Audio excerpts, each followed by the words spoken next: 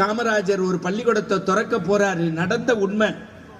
நீ தான் அடிக்கல் நாட்டினா அந்த பள்ளிக்கூடத்தை திறக்கிறதுக்கு வாங்கின போது காமராஜரை உட்கார சொல்றதுக்கு ஜீவா வீட்டுல சேர் இல்ல, குடத்தை திருப்பி போட்டு பின்னாடி உட்காத்தி வச்சிருக்காரு. காமராஜர் கூட்டத்துக்கு வாங்குறாரு, இல்ல நீ போ நான் அப்புறம் வரேங்கிறாரு. ரெண்டு பேரும், இவர் காங்கிரஸ் அவர் கம்யூனிஸ்ட்.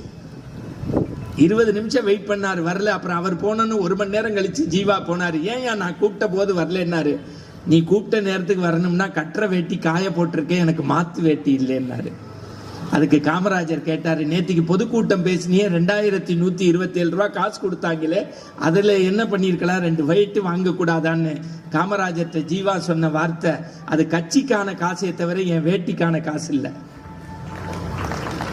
அந்த ஒழுக்கமான ஜீவாவையும் மறந்துட்டோம், காமராஜரையும் மறந்துட்டோம்.